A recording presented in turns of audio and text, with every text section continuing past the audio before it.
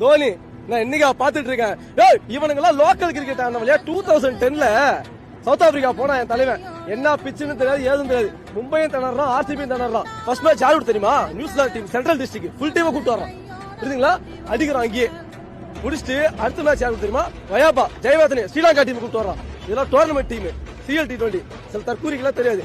அதே அடிக்கிறான். மூணாவது மேட்ச் விக்டோரியா கூட ஃபுல் ஆஸ்திரேலியன் கோடு ஆரியன் பிச்சு கேப்டன் ரொம்ப கஷ்டம் டிராப் பண்ணோம். சூப்பர் ஓவர்ல போய் தோத்தோம். நாலாவது மேட்ச் யார் தெரியுமா? நாலாவது match warriors south Africa team அவனையும் அடிச்சோம். ஓகேங்களா? ஆனா வாரியர்ஸ் என்ன பண்ண தெரியுமா? ஏமன்ல நான் தான் ஜெயிப்பிட்டு உண்மையிலே போயிட்டு டஃபான டீம் சவுத் ஆஸ்திரேலியா ஜெயிச்சுட்டு திரும்ப வந்து ஃபைனல் நிக்கிறாங்கல்ல. விடுவோமா? நானு ஒரே ஒரு 132 ரன் வச்சு மண்ணக்க வச்சேன். சவுத் ஆப்பிரிக்காவிலே போய் என் தலைவன் கப்ப தூக்கிட்டு வந்தான். உள்ளூர் கப்பு இல்ல வெளியூர் கப்பு பார்த்தா அன்னைக்கு எழுத ஆரம்பிச்சான் சவுத் ஆப்பிரிக்காக்காரன் ஆஸ்திரேலியாக்காரன். டேய் இவன் பெரிய ஆள் போனதுடா. டேய் இவன் பெரிய ஆளா வருவான்டா. அடுத்த வருஷம் வேர்ல்டு கப்பு என்ன கப்பு பார்த்து பார்த்து பார்த்து எங்க